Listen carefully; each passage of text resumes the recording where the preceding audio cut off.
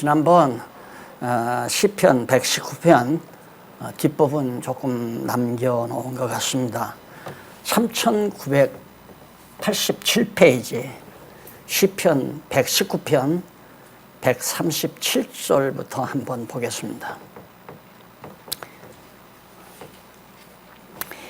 여호와여, 주는 의로우시고 주의 판단은 정직하시니이다.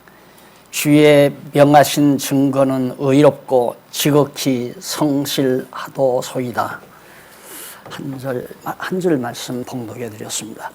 한 절을 읽든 두 절을 읽든 모든 의미는 어디로 통하느냐면, 하나님께서 언약하신 말씀은 반드시 신실하게 이루어집니다 라는 그런 진리로 귀결이 되집니다. 오늘 여기 137절도 바로 주는 의로우시고, 의롭단 말은 작정하신 뜻대로 어김없이 이루신다, 그런 의미죠. 주의 판단은 정직하시니이다. 주의 역시 이 판단도 하나님께서 언약하셔서 계획대로 언약하신 말씀은 정말 정직하십니다. 그리고 주의 명하신 증거, 역시 이것도 언약의 말씀이라고 제가 말씀을 드렸죠. 그것도 역시 의롭고 지극히 성실하십니다. 왜? 언약하신 말씀대로 반드시 이루어지니까, 명하신 말씀대로 이루어지니까. 그래서 여기 마지막 부분에도 또 넘어가서 160페이지 161절로부터 76절 마지막 절까지가 이제 나오는데요. 그 마지막 절까지의 내용도 같은 맥락에서 이해가 됩니다. 하나님의 영원한 작정은 뭐라? 죽이고 살려서 살게 하겠다. 이것이 영원한 작정의 기본 틀이죠. 하나님께서 영원전 작정하신 것이 뭔가?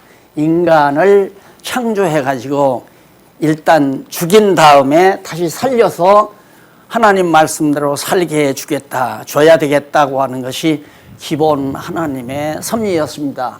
그 가운데 이제 구약시대 율법을 주었잖아요. 율법을 보면 율법도 죽이고 살리고 살게 하는 겁니다. 생활하게 하는 것. 여기서 살려서 생활하게. 그럼 율법이 아시는 대로 계명 나오잖아요. 계명. 그 다음 계명과 규례, 율례, 규례와 율례의 방법이 이제 법도라고 그랬죠. 여기서 법도. 법도는 이제 이 규례와 율례를 행하는 방식들이니까 이것과 또 다 관계가 있는 거죠. 법도는. 그러면 계명은 죽이는 거 아니에요? 죽임. 규례는 살리는 거고요. 다 속죄해서 살려주는 거니까, 제물의 피로.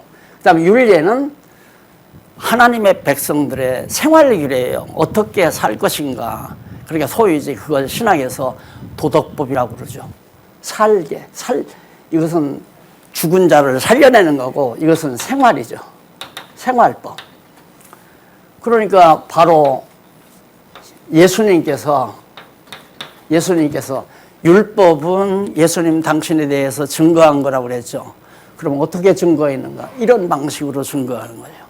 율법이 계명과 규례와 율례인데, 예수님께서 오셔서 죽으시고 부활하셔서 성령을 보내가지고 성천하셔가지고 성령 보내서 하나님의 백성답게 살게 하잖아요. 그러니까 이것은 모형이었고, 이것은 예수님이 실제로 하시는 거고, 그래서 율법대로 결국 이 율법은 오실 예수님에 대한 증거 내용이다라고 하는 것이 너무 분명하죠. 그러니까 인간은 반드시 하나님께서 정하신 대로 죽인 다음에 살아나야 돼요. 그래서 계명으로 말미암아 정죄해서 죄인이라고 만들어서 죽게 하고, 계명 앞에서는 규례, 짐승을 잡아서 제사를 드림으로 다시 죄 용서해서 살려가지고 규례대로 생활하도록, 하나님의 백성답게 생활하도록, 그러기 위해서 예수님도 죽으시고 부활하시고 승천하셔서 성령 보냄으로 말미암아 우리들이 성령의 소욕 따라 생활하도록 성령이 우리를 인도해 가잖아요. 그래서 율법은 예수 그리스도에 대한 증거 내용이다. 그 내용을 결론적으로 잘 아시면, 기억하시고 119편 내용을 전부 저런 틀 속에서 이해를 하시면 정확하게 잘 이해하실 수 있습니다. 자, 그러면 넘어가서 오늘 이제 공부할 내용, 여기 나오는데 회복에 대한 간구와 찬양시입니다. 이게 지금 현재 우리가 회복하신 권능을 찬양하는 내용을 119편에서 36편까지 지금 공부해 가고 있거든요. 그 가운데서 이제 119편은 회복의 간구와 소원시라고 해서 상당히 긴 내용을 지난 주일에 제가 참고해 드리고 오늘 끝부분을 제가 마무리해서 정리해 드린 겁니다. 119편의 마무리는 이렇게 정리해서, 이런 하나님의 영원한 작정대로 율법을 주어서 그대로 이루시는 예수 그리스도를 보내서 율법대로 이루시는 하나님의 섭리를 우리가 119편을 통해서 살펴볼 수 있습니다. 그 다음에 이제 두 번째로 회복의 간구와 찬양시예요. 회복해 주신 것에 대해서 찬양하는 내용이 120편에서 123편까지 나오는데요. 20편은 환난 중에 건지시라며 괴사한 혀를 저주하는 내용입니다. 아주 무섭죠. 1절로 7절에 한번 읽어보실까요? 내가 환난 중에 여호와께 부르짖었더니 내게 응답하소서다. 여호와여, 거짓된 입술과 괴사한 혀에서 내 생명을 건지소서. 대적들이 거짓말하고 온갖 괴사한 그런 말들을 하는 그런 속에서 나를 건져달라. 너 괴사한 혀여, 무엇으로 내게 주며 무엇으로 내게 더할고 내게 무엇을 더하면 좋겠는가? 장사의 날카로운 살과 로뎀나무 숯불이로다. 로뎀나무 숯불은 참나무 숯불과 같은 거예요. 아주 뜨거운 숯불. 그리고 장사의 날카로운 하나의 살, 화살. 너에게 줄 만한, 너 대적들 너에게 줄 만한 것들은 그런 화살이나, 그렇지 않으면 로뎀나무 숯불처럼, 참나무 숯불처럼 뜨거운 불밖에는 너에게 줄 것이 없다. 에색에 유하며 게다르 장막 중에 거하는 것이 내게 화로다. 그게 하나님의 백성들이, 여기 이제 메색이란 말은 아주 거짓말쟁이들, 남을 저주하기 좋아하고 남을 정말 헐뜯기 좋아하는 그런 백성들. 그 뒤에 게달도 마찬가지입니다. 남쪽이죠. 게달은 남쪽이고 메색은 위에 쪽인데 모두가 다 흉악한 대적들, 거짓말쟁이 대적들이 사는 곳입니다. 그런 속에서 하나님의 백성들이 산다는 것이 정말 괴롭다. 그러면서 하는 얘기가, 나는 화평을 원할지라도 내가 망할 때에 저희는 싸우려 하는도다. 그러니까 아무리 싸움하지 않고 평화롭게 지내려고 해도 너희들은 계속해서 싸움을 걸어오지 않았느냐 하는 노래를 지금 다윗이 부르고 있습니다. 그런데 다윗이 부른 게 아니라 이스라엘 언약 자손들이 부르는데, 특히 이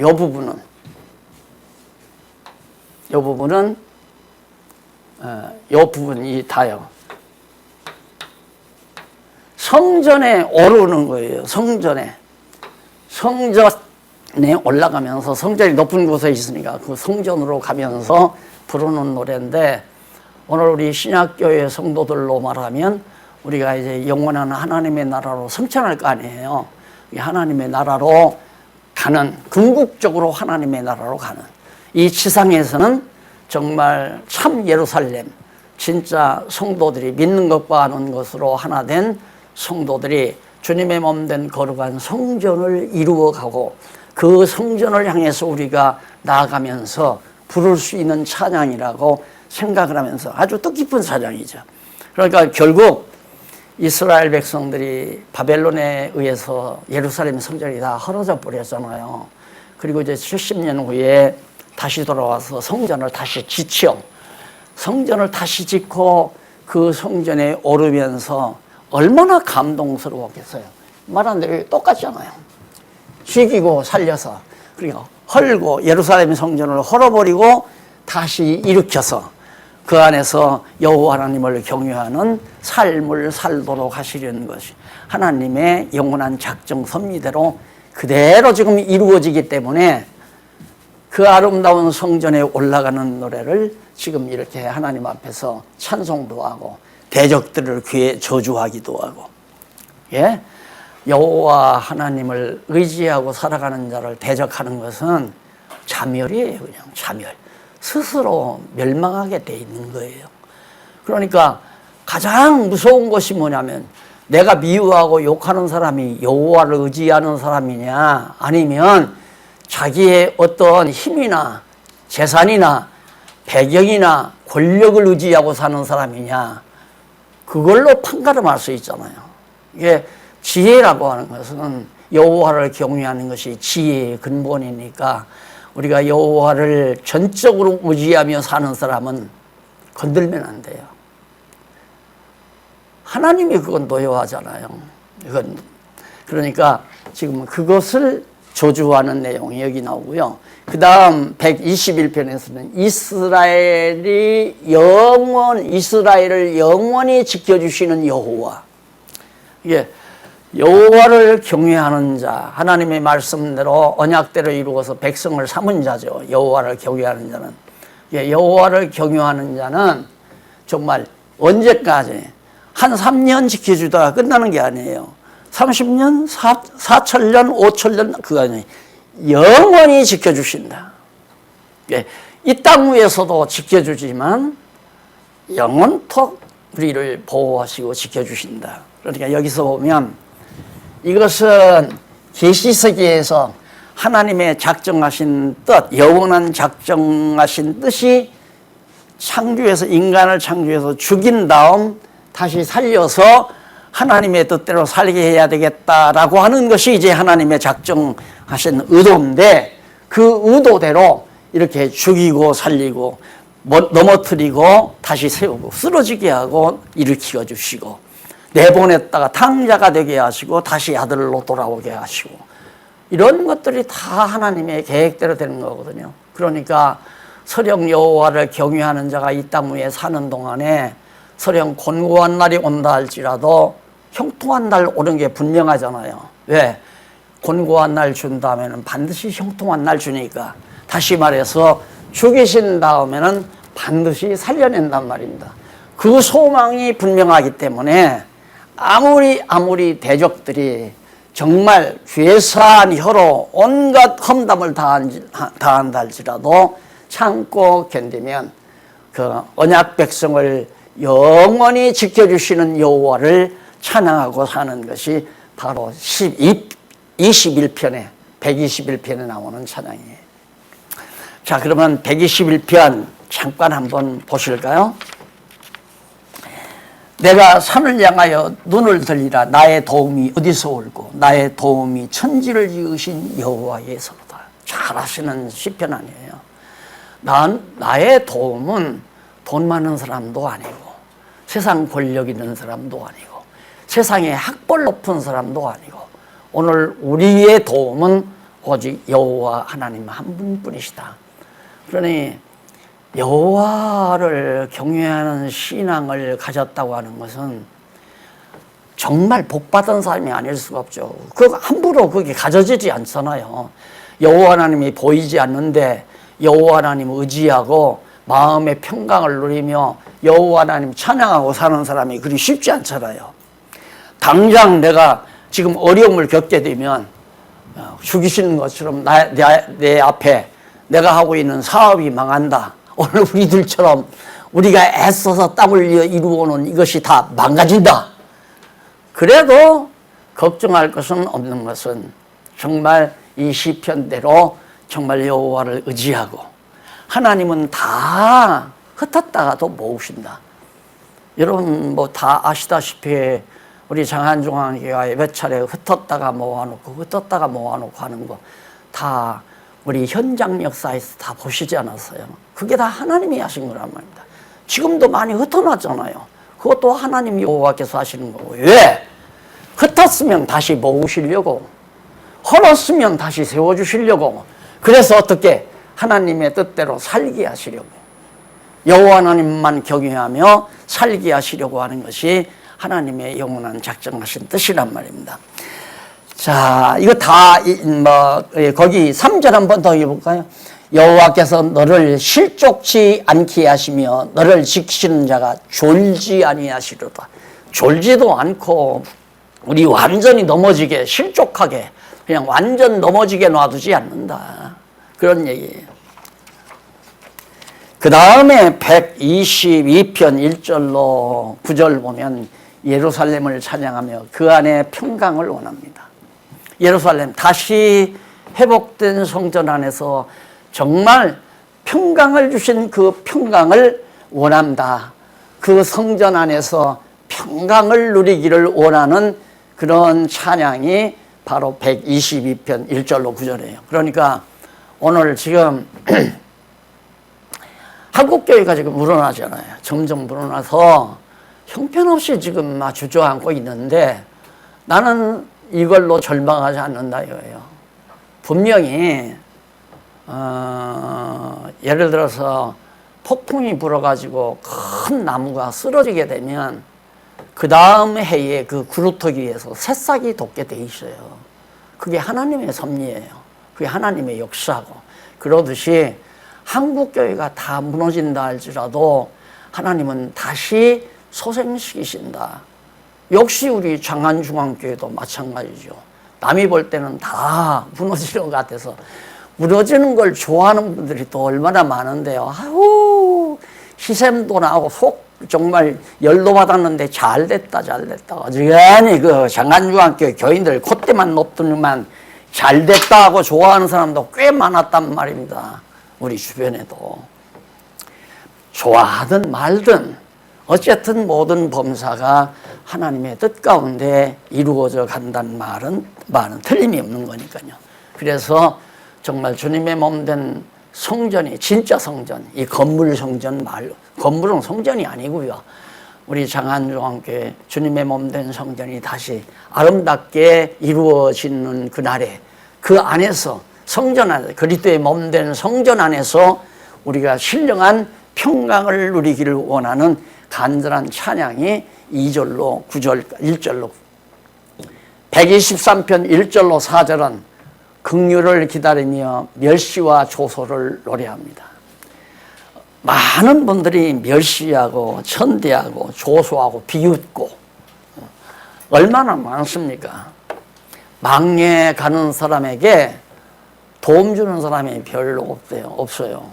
예를 들면 친구끼리 모여도 친구 중에 누가 주식 투자해서 이번에 5억을 벌었대. 5억. 2억 투자했는데 5억을 벌었대. 이 말은 친구들끼리 만나서 잘 안 해요. 안 하는데, 야, 아무개 걔 주식했잖아.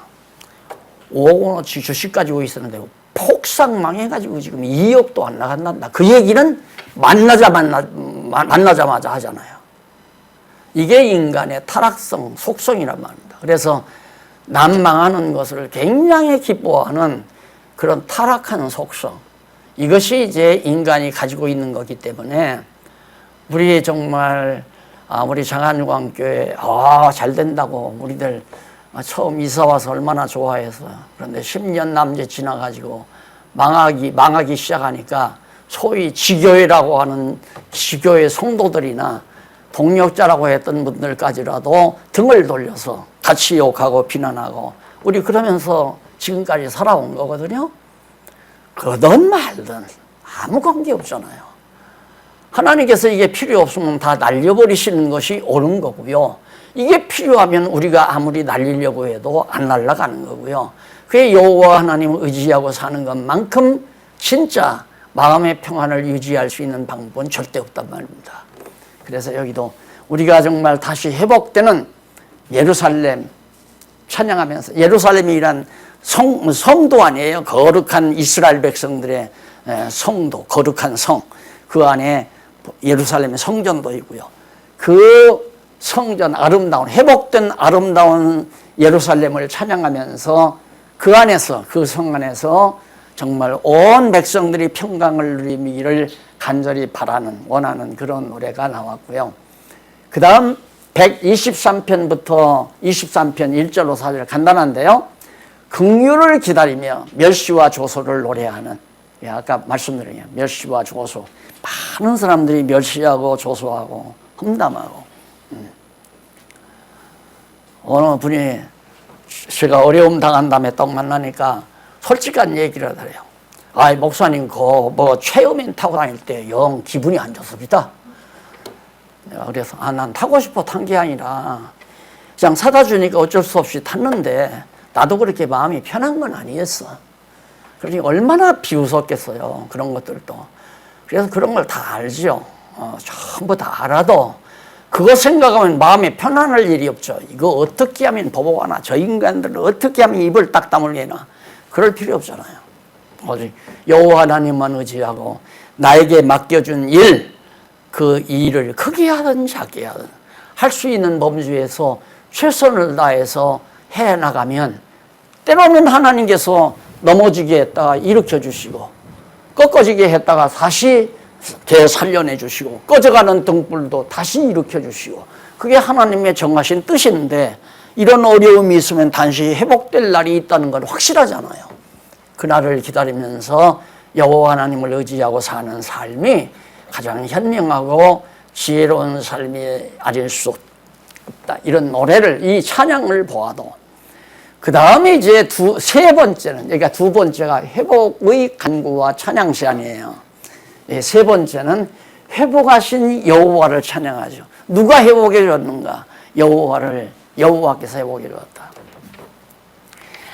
아무리 제가 목이 닳도록 얘기를 해도요, 그렇게 기억이 잘 안 나는가 보더라고요. 남질 않아요.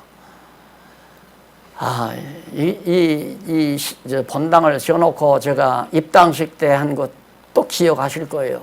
이거 여호와 하나님께서 그냥 하늘에서 뚝 떨어뜨려 준 겁니다. 그러니까 이거 돈으로 보지 마세요. 재산 덩어리로 보는 날 큰 화근이 되니까. 저는 심각하게 한 얘기거든요. 그거 재산 덩어리 아니니까 그냥 길갈의 돌무더기로 알고, 여호와 하나님께서 가나안 땅 정복해 주셨다는 기념 돌무더기처럼 바로 이것이 돌무더기로, 길갈의 돌무더기로 알고 볼 때마다 여호와 하나님의 능력을, 여호와를 찬양하는, 이거 잊지 말아야 됩니다. 조금 몇 해 지나니까, 목사님 이거 평당을 얼마나 갔네요. 얼마짜리예요 이게? 목사님 엄청납니다. 이거 큰일 났구나. 아니다 다를까 사태가 났잖아요. 이 돈덩어리로 보니까 사태가 나는 거거든요. 이걸 여호와 하나님을 찬양하는 표지석으로 봐야 되는데, 정말 여기 오기 전까지만도 전전긍긍하면서 전세금 모자 나가서 쩔쩔매던 우리들에게 하나님께서 이 엄청난 시설을 하늘에서 그냥 뚝딱 내려드리는 건 똑같잖아요. 그럼 오직 여호와 찬양만 해야 하는데, 이것이 얼마짜리다, 몇백억짜리다 이런 소리 하면 마귀가 맞아, 야 이거 박용기가 다 가져가면 어떡하냐, 이제 이렇게 시험에 들기 시작한 거죠. 우리 자그마한 주님의 몸된 지체 성전이 우리 창안중앙교회가 지체 성전 아니에요? 이 성전은 반드시 회복될 거 아닙니까? 죽였으니까 회복될 거 아니에요. 찢으셨으니까 싸매실 거고, 또한 갈라놓으셨으니까 다시 합쳐놓으실 거고, 하나님께서 해가시는 일이니까 회복되는 그 안에서 우리가 평강을 원할 뿐만 아니라 아무리 멸시와 조소가 와도 그것이 하나님께 드리는 하나의 노래로 승화되면서 회복하신 여호와만을 찬양하는, 대적에게 멸망치 않게 구원하신 여호와, 대적들에게 패하지 않고 완전히 다 힘 빠진 우리들로 만들어 놓지 않고 구원해 주신 여호와를 찬양하고, 의인을 지키시고 보호하시는 여호와의 권능을 찬양하고. 125편 아니에요? 의인이라 하나님의 택한 백성이죠. 자, 여기도 죽였다가 살려서 하나님의 뜻대로 생활하게 하니까 의인 아니에요. 그래서 119편 제일 앞전에 행위가 완전한 자, 행위가 완전한 자는 복이 있다니. 행위 완전한 자가 어디 있어요? 그런데 하나님께서 완전한 생활을 할 수 있도록 성령을 보내서 해가시기 때문에 성령의 열매가 하나하나 맺어지는 완전한 생활, 완전한 의인으로 지금 점점 만들어가는 거 아니에요. 어떤 분은 30%, 어떤 분은 50%, 어떤 분은 70%, 80% 이렇게 해서 육체의 장막을 딱 벗어버리는 동안 100% 하나님의 거룩한 백성으로 성화되잖아요. 그래서 여기 의인을 지키시고 하나님의 택한 백성을 지키시고 보호하시는 여호와의 권능을. 예, 우리들이 이렇게 자주자주 당해야, 처음에 어떤 것을 딱 당했을 때는 처음 완전히 교회가 다 바닥나가지고 다 걷어치려고 했댔지만은 하나님께서 그래도 다시 일으켜가지고 10년 만에 이 본당 짓고 이사 오게 했었을 때 이미 세상 드신 장로님들이 얼마나 기뻐하고 좋아했는지. 여호와만을 찬양. 이게 그 상태대로, 오직 여호와를 찬양하는 상태대로 지나와야 되는데, 이렇게 딱 해놓으니까 다 경험해 보셨지만 서로 장로 되려고 하고, 서로 권사 되려고 하고, 서로 헤게모니 잡으려고 하고. 야, 이거 큰일 났다 하더라고요. 결국 하나님께서 다 또 한 번 죽이고 살려내시려고 역사하시는 거란 말입니다. 그러니까 우리가 이 세상 사는 동안 자주 망했다가 흥하고 해야 신앙이 부쩍 자라거든요. 한 번 망했다가 흥한 다음에 정말 망하지 아니하면 정말 지혜자죠. 근데 인간은 그러질 않아요. 예, 개구리 올챙이적 모른다는 말 있잖아요. 금방 잊어버리거든요. 다 잊어버리고 현실에만 눈이 집중되기 때문에 결국 인간적인 생각이 앞서지 않을 수가 없는 거죠. 자, 그 다음에 넘어가서 보호하시는 권능. 그 다음 126편 1절로 6절에 보면 시온의 포로를 회복에 구원하신 여호와의 권능을 찬양한다. 시온의 포로. 예루살렘이 전부 바벨론으로 포로 잡혀갔잖아요. 포로로 잡혀갈 때 벌써 하나님은 계획이 있죠. 70년 후에는 다시 돌아오게 한다고 하는 계획. 그러니까 포로로 잡혀가게 하시고 다시 돌아오게 하셔서 성전 짓고 하나님의 백성답게 살게 해주시려고. 그게 이제 포로인데, 바벨론으로 포로 갔다가 회복해서 구원해 줬단 말입니다. 지금 돌아와서 성전 다시 짓고 구원해 줬어요. 그 언약대로 이루어 주신 여호와의 권능을 찬양하는 내용이 1절로 6절 126. 그러니까 내용은 어려운 내용들이 거의 아닙니다. 다 잘 아시는 내용이고 많이 시편 교독 시간에 많이 읽어보셔서 잘 알고 있는 내용인데, 어디 한번 혹시 아쉬우니까 여기만 한번 여기 읽어볼까요? 125편 1절로 여호와를 의지하는 자는 시온산이 요동치 아니하고 영원히 있음같도다. 산들이 예루살렘을 두른과 같이 여호와께서 그 백성을 지금부터 영원까지 두르시리로다. 예루살렘들 가보신 분들 있잖아요. 예루살렘 이렇게 쭉 산으로 이렇게 둘러배가지고 그 중앙에 딱 자리 잡고 있잖아요.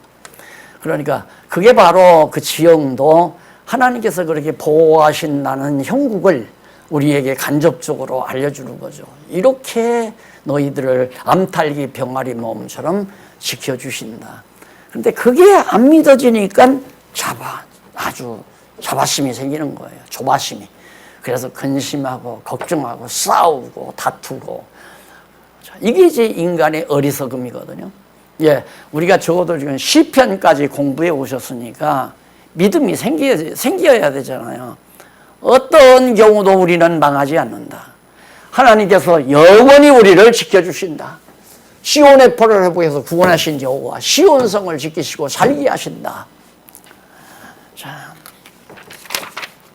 거기 126편도 보면 1절, 여호와께서 시온의 포로를 돌이킬 때 우리가 꿈꾸는 것 같았다. 이게 꿈이냐 생시냐. 시온의 포로, 바벨론에서 갑자기 정말 그 고레스 황제가 칙령을 내렸잖아요. 모든 나라 사람들은 다 각자 자기 나라로 돌아가서 각자의 신을 섬기고 살도록 해라. 이것이 이제 고레스 황제의 칙령이었는데 그대로 돌아가잖아요.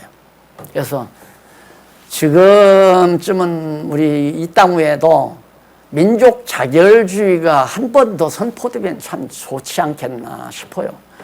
그냥 이 세계를 어느 한 세력이 다 거머쥐고 완전히 좌지우지하려고 하는 생각 때문에 지금 세계가 복잡해졌단 말입니다. 아주 복잡해지고 적은 나라들이 살아나기가 힘들고. 이게 미국 대통령, 어느 대통령이 민족 자결주의 선포한 다음에 해방을 받았잖아요, 우리가. 일본은 일본대로, 한국은 한국대로, 그래, 민족 자결주의 그게 했는데, 한 번 더 이게 선포가 되면, 우리나라는 우리나라끼리, 일본은 일본끼리, 남의 나라 침략할 것도 없고, 분쟁할 것도 없고, 지금 고레스 황제의 칙령이 그거였거든요. 각 나라들은 자기 나라로 돌아가라. 다 포로로 잡아오는데, 다 놔주마. 이게 이제 하나님께서 고레스 황제의 마음을 움직여가지고, 그런 칙령을 내리도록 해서 갑자기 돌아오게 되니까 아 이게 꿈이냐 생시냐 그 말이에요. 그래서 성전에 올라갈 때면 성전을 다 회복해 놓고 그 성전에 올라가면서 얼마나 정말 꿈 같은 생각 아니겠습니까? 그래서 2절에 보면 그때 우리 입에는 웃음이 가득하고 우리 혀에는 찬양이 찼도다. 얼굴에는 웃음이 환하고 입술에는 여호와 하나님의 찬양을. 방중에서 말하기를 여호와께서 저희를 위하여 대사를 행하셨다. 큰 일을 여호와께서 행하셨다. 127편 1절로 시온성을 세워 지키시고 살게 하시는 권능을 찬양합니다. 짤막하게 이렇게 요약을 했지만은 그 의미는 전부 다 간직하고 있어요. 우리 잘 아는 내용이죠. 이제 이 상황을, 전후 상황을 잘 살피면서 다시 한번 읽어보십시다. 여호와께서 집을 세우지 아니하시면 세우는 자의 수고가 헛되며 여호와께서 성을 지키지 아니하시면 파수꾼의 경성함이 허사로다. 아무리 예루살렘 성을 짓고 파수꾼들을 세워서 밤낮으로 지키게 한다 하더라도 여호와께서 세우거나 지키지 아니하면 다 무효다. 봐라, 헐렸잖아. 예루살렘 다 헐렸잖아. 바벨론 군대에게. 밤낮으로 파수꾼을 세워서 지켰어도 다 헐어버렸지 않느냐. 불타버리고. 하나님께서 다시 일으키지. 일으킬 수 없는 상태에서 다시 예루살렘 성을 일으키지 않았느냐. 지금 그 얘기예요. 여호와께서 세웠어야 세워지는 거고. 그러니까 자꾸 우리 현실을 얘기하니까 실감나기 위해서 하는 거예요. 다 많은 목사님들이 와서 놀라는 게 뭐냐면 어떻게 이렇게 엄청난 일을 했어? 날들을 그래. 아니, 나는 한 거 없다고. 그냥 장로님들이 하자는 대로 하다 보니까 이렇게 됐다고. 그리고 이제 그건 이제 현실적인 얘기고. 하나님께서 장로님들의 마음을 움직이고 성도들의 마음을 움직여서 이렇게 하게 해 놓으시고 하나님께서 또 헐어버리면 깨끗하게 헐릴 수 있잖아요. 왜? 하나님께서 세우셔야 세우고 하나님께서 지켜주셔야 지킨다는 걸 깨달아 알고 여호와만 경외하며 살게 하시려고. 결국은 하나님께서 창세전에 이렇게 작정하신 이유는 여호와 하나님만 경외하고 살게 하려고 하는 것이 근본 목적이에요. 그리고 이런 하나님을 계시하시는 거죠. 그래서 우리의 생활 속에 항상 제가 요즘 신문에 편지글 연재 나가잖아요. 그거 제가 쓰는 건데요. 제가 이제 과거를 이렇게 생각하면서 쓰는 이유가 뭐냐면 한 번도 내 계획이 성공한 적이 없어요. 지금까지 오면서. 하면 망하고 해놓으면 망하고 해놓으면 망하고 해놓으면 또 잘해요. 잘 되다 헐어져 버려요. 헐려졌다가 또 다른 거 시작하면 잘 돼요. 또 헐려요. 그러면서 지금까지 살아남은 것이 오늘 제가 이 강의를 해지는 것도 그 편지를 쓰면서 뼈저리게 느끼기 때문에 지금 말씀을 드리는 거예요. 하나님은 헐고 세우신다. 죽이고 살리신다. 왜? 하나님의 능력으로만이 된다는 것을 깨달아 알게 하기 위해서. 그리고 여호와 하나님만 경외하며 살게 하기. 가정생활도 마찬가지. 개인의 인생도 그렇지만 가정생활도 나라도 교회도 마찬가지입니다. 그러니 우리가 어떤 경우에도 여호와 하나님만 의지하고 사는 것이 가장 지혜로운 성도라는 걸 알 수 있잖아요. 128편 1절로 6절에 나오는 여호와를 경외하는 자가 받을 예루살렘의 복. 여호와를 경외하는 자가 받을 예루살렘의 복. 누가? 여호와를 경외하는 자가 받는다. 그게 진짜 복이에요. 여호와 경외하지 않는 그런 것에 대한 것은 멸망시키기 위해서 잘 되게 하는 거다. 잘 되게 했다가 망하게 하려고. 망하게 해서 어떻게 해서 하나님의 능력으로 흥하게 해서 여호와 하나님의 능력으로 살게 하려고. 그거죠. 그러니까 여호와 하나님 경외하지 않는 자가 잘 되는 것은 잘 되는 게 목적이 아니라 망하게 하려는 것이 목적이에요. 그게 망하게 해서 하나님의 능력으로 되게 하려고. 내가 계획대로 잘 되면 내가 잘 되는 줄 알죠. 제가 그것에 대한 가장 열의가 있었을 때가 20대거든요. 20대에 농촌 개발 운동을 시작한 것이 너무너무 잘 되는 거예요. 이대로 가면 얼마 안 가서 전국의 마을마다 성경 서당 세울 수 있겠더라고요. 그런 아주 야망에 물타가지고 힘있게 살았는데 산업화 현상이 일어나면서 농촌에서 젊은이들이 다 떠나버리니까 사람이 없어요. 그래서 요즘 한국교회에서 교회 어른들 좀 만나보니까 걱정이 대단해요. 이번에 이 한국교회가 30-40%가 주저앉는다. 그러고 다 내다보더라고요. 왜냐하면 잘 나왔잖아요, 모두가. 근데 이제는 나오는 사람이 없잖아요. 그러니까 뭐 몇백 명, 몇천 명, 몇만 명 한 공간에다 넣고 혼자서 단에서 이렇게 얘기해서 복음이 전해지는 건 이미 시대착오죠.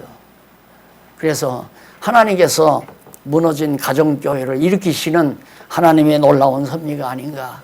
그래서 적어도 한 가정을 맡은 가장이라면 하나님의 귀한 말씀으로 철저히 무장해서 애써서 낳은 자녀들을 진리 안에서 잘 양육해야 하는 것이 구약을 보아도 틀림이 없는데 우리 신약교회 시대에 이 오순절 운동인지 성령운동인지 일어나면서 가정교회가 다 물러나 버렸어요. 그래가지고 가정에서 부모들이 어린 자녀들을 신앙으로 양육하는 일이 거의 없어져 버리는. 도리어 야, 너 시험 보는데 오늘 학원 가. 우리만 다녀올게. 엄마 아빠만 다녀올란다. 이러고 자녀들을 지도하다 보니까 교회 젊은이들이 다 사라져 버리고 지금 코로나로 인해서 교인들도 다 산산 흩어져 버리고 이것이 모두가 다 하나님께서 역사해가는 놀라운 섭리 중에 하나로 우리가 볼 수가 있는 거죠. 그래서 거기 보면 1절 여호와를 경외하며 그 도에 행하는 자마다 복이 있도다.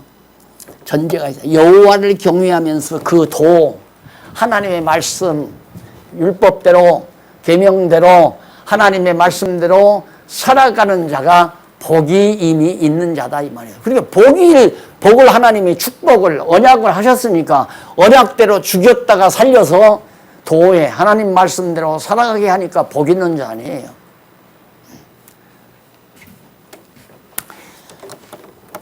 그러면서 네가 내 손이 수고한 대로 얻을 것이라. 네가 복되고 형통하리로다. 하나님께서 형통한 길로 인도해 가시는, 이것이 이제 우리가 죽이는 과정에서 형통한 거 아니라고 그러죠. 살리는 건 형통한 것이고 정말 하나님 말씀대로 사는 것만 형통한 것이라고 생각하니까 여기에서 우리가 갈등이 오는 거거든요. 죽이지 않으면 살릴 필요가 없잖아요. 무너뜨리지 아니하면 다시 세울 필요도 없는 거고. 그러니까 반드시 우리는 부정적인 것과 긍정적인 것이 하나 돼서 합력해서 이 선을 이루어가는 거죠. 우리가 볼 때는 이거 부정적인 거 아니에요. 죽는 것. 이것만 긍정적이고. 그러나 하나님이 보실 때는 이거나 모두가 다 이걸 위해서, 궁극적인 선을 위해서 하나님께서 망하게도 하고 흥하게도 하고 병들게도 하고 건강하게도 하고 그렇게 해서 섭리해 가는 거란 말입니다. 그래서 내 집, 내 실에 있는 내 아내는 결실한 포도나무 같으며 내 상에 들린 자식들은 어린 감람나무 같으리로다. 가정이 벌써 한 가정이, 언약 자손들의 가정이 결실하게 여호와를 경외하는 자는 이같이 복을 얻으리로다. 다 읽어보세요. 집에서 하나 또 한번 읽어보시기 바랍니다. 129편 1절로 8절 이스마엘을 괴롭힌, 거기에 미스프린트가 생긴 것 같아요. 이스라엘을 괴롭힌 악인이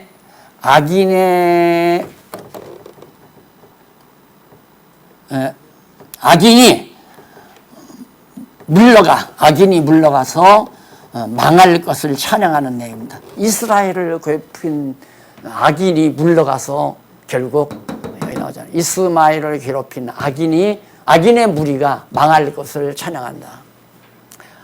하나님의 택한 백성들을 괴롭히는 자들이 언제나 이 세상에는 언제나 있으니까요. 하나님의 뜻대로 하나님의 말씀대로 살려고 하는 자들을 이 세상에 가만 안 놔두잖아요. 그런데 그들을 다 하나님께서 망하게 하셨다. 그걸 노래하는 내용이 나옵니다. 그다음 마지막으로 네 번째, 은총에 대한 찬양시입니다. 하나님께서 어떠한 은총을 언약 자손들에게 베풀어 주었나. 첫 번째로 130편 이스라엘을 죄악에서 구속해 주신 여호와를 찬양하는 은총. 이스라엘을 죄악에서 구원해 줬다. 이 어두운 세상에서 완전히 바벨론 세력에서 구원해주고 애굽에서 구원해주고 이 세상에서 구원해주는 이런 놀라운 여호와를 찬양하는 내용이고, 131편은 교만치 아니한 마음을 평온케 하신 여호와를 찬양하는, 제가 시편 중에 좋아하는 시편 중에 하나죠. 물론 23편도 좋고 1편도 다 좋지만은 이 131편 1절 한번 보실까요?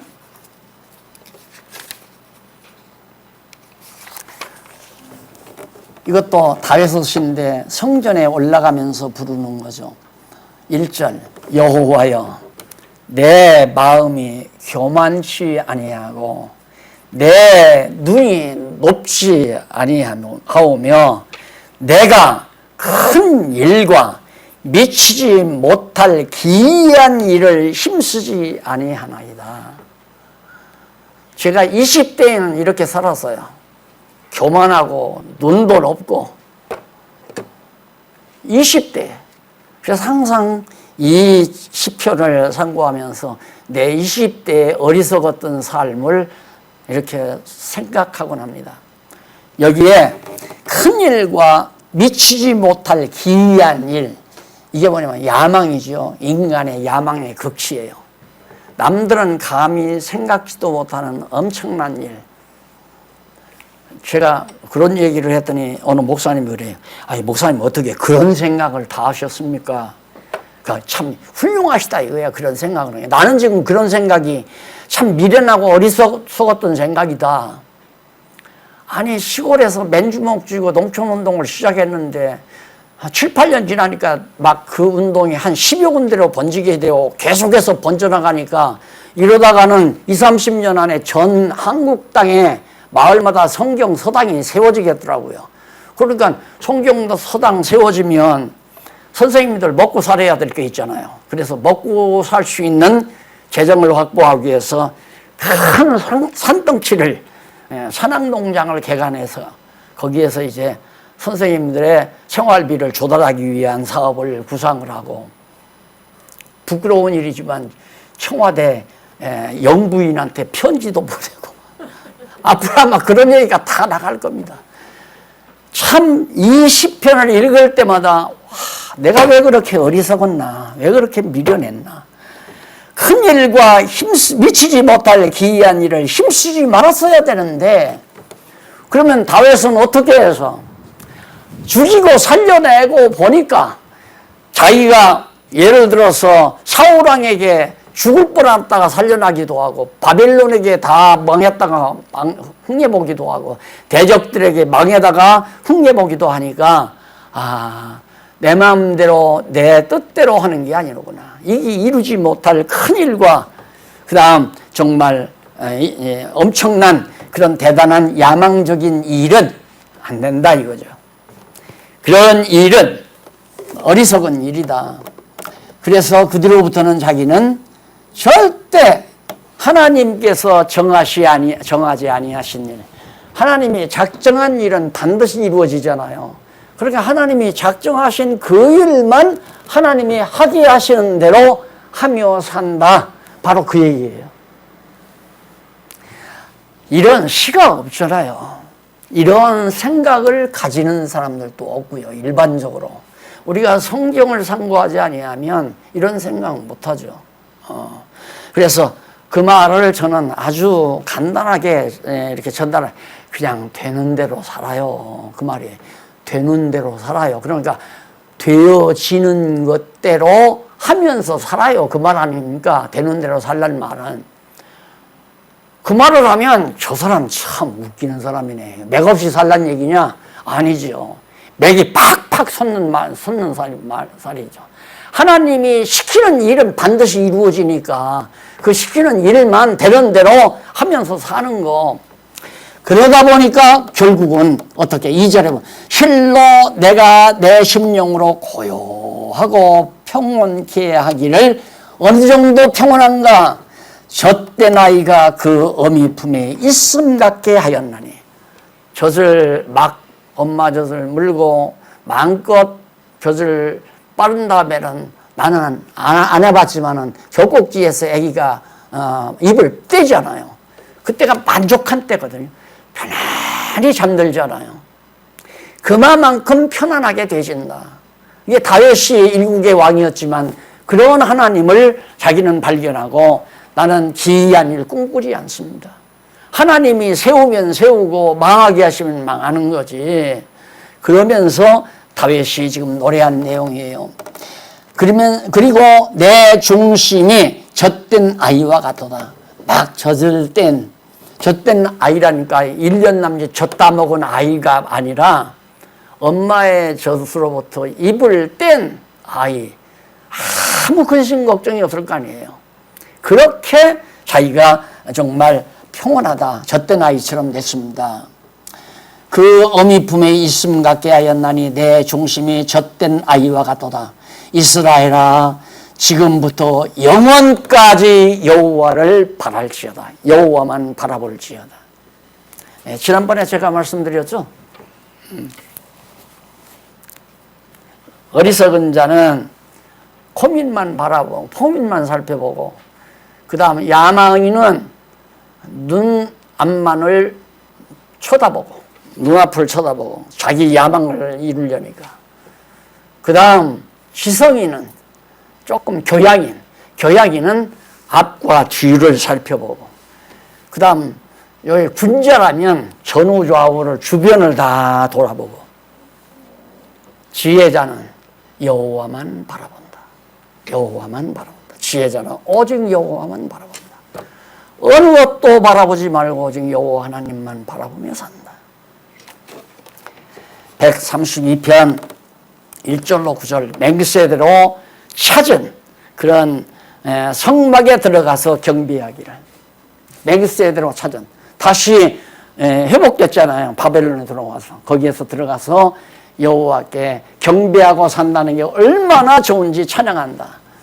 32편 10절로 18절 솔로몬이 다윗에게 세우신 여호와의 언약들을 찬양해. 하나님께서 다윗 왕에게 언약하신 말씀을 그대로 이루어서 성취해 주신 그 언약 내용이 132편 4025페이지에 나오죠. 11절 한번 보세요.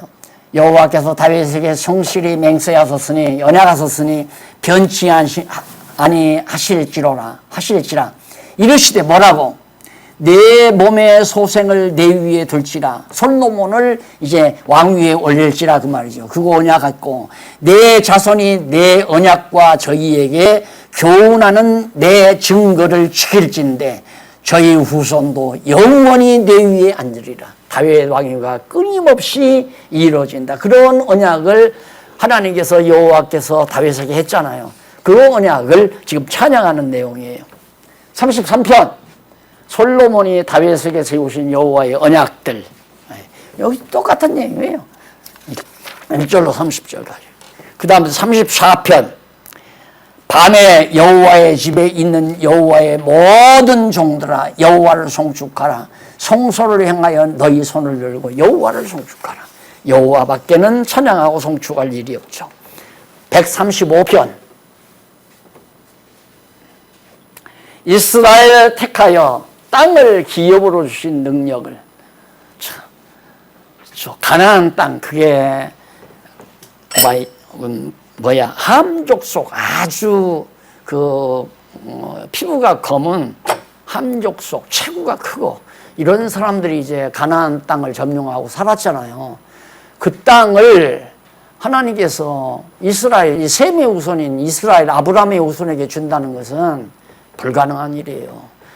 그러니까 애굽에서 나와가지고 정탐꾼 가데스바네에서 정탐꾼 보냈다가 다 12명 중에 10명이 못 간다. 우리는 메뚜기 떼 가더라. 부처처럼 크고 포도송이 하나를 얼마나 큰지 그걸 혼자 못 들고 둘이 다 이렇게 메고 다니더라. 거기를 우리가 어떻게 점령하냐. 못한다. 못하죠. 할 수 있는 것을 하게 하시는 하나님이 아니라 하나님은 할 수 없게 만들어 놓고 하게 하셔야만이 하나님이 하신다는 걸 알 수 있잖아요. 죽은 자를 어떻게 살려요? 십자가에 못 박아 죽였는데 어떻게 부활하느냐 이 말이에요. 안 그래요? 그러니까 도저히 살아날 수 없는 자를 살려서 하나님의 능력으로 하나님 말씀 따라 살게 해 주신다. 그런데 내 공로는 하나도 없다. 내가 지금 아무리 선한 일을 한다 할지라도 내 열매가 아니라 하나님의 성령의 열매라고 하는 것을 내가 누누이 강조하잖아요. 그러니까 우리가 무슨 일을 잘해도 자기네 세우면 안 돼요. 하나님이 이렇게 아름다운 일을 저에게 시켰습니까 하고 여호와만을 찬송하는 것이 올바른 자태죠. 마지막 택하여 땅을 기업으로. 마지막에는 13절로 21절에 열방의 우상은 무능함으로 영원하신 여호와를. 우상은 찬양할 대상이 못 된다. 우상은 무능해. 모든 열방 나라들이 섬기는 우상은 무능하지만 우리의 하나님 여호와는 영원하신 여호와, 그 여호와를 우리는 찬양한다. 그래, 여호와를 찬양할지어다. 바로 그것이 할렐루야라는 말 아니에요. 다 아시죠? 우리 장안중앙교회 처음 시작할 때 하나의 표어가 뭐냐? 여호와를 찬양할지어다. 찬양할지어다. 누구를? 여호와를 찬양할지어다. 단마디에 찬양할지어다. 그 찬양할지어다가 교회의 서론이면서 시작의 출발이면서 마지막도 역시 우리가 마지막 신앙력으로 맺어가는 것도 여호와를 찬양하는 것이 우리의 신앙의 결실이다. 꼭 기억하시고 다음 시간에는 다섯 번째, 인자하심에 대한 감사시 이유를 꼭 예수해 오시라고 해도 안 하시니까 내가 그걸 왜 안 하냐면 우리 딸들도 안 하더라고요. 예수 뵈니 그러니까 안 했는데 너들이 안 하는데 아버지 말도 안 듣는데 성도들이 듣겠냐. 예수 안 하실 줄로 알지만 한번 하시면 참 좋겠어요. 하고 오시면 한 번이면 되잖아요. 하고 복습 한 번 하면 다시 할 필요 없어요. 맨날 공부만 하실래요? 그냥 이제 공부해서 깨달았으면 이게 중요하죠. 생활하는 거예요. 정말 하나님께서 나에게 무슨 은사를 주었나, 그 은사를 깨달아서 마지막 하나님이 영혼을 부르는 날까지 은사 따라 생활하는 삶의 모습이 바로 우리들이 해야 될 일이라고 생각합니다. 잠깐 기도하십시다. 살아계신 하나님 아버지, 오늘 또 귀한 시간 허락해 주셔서 하나님의 귀한 말씀, 특히 시편을 통하여 여호와를 찬양해야 될 이유와 과정과 여건들을 우리가 살펴왔습니다. 오직 우리는 여호와만 바라보고 여호와만 찬양하는 슬기로운 종들 되게 하시옵소서. 예수님 이름으로 기도드립니다. 아멘.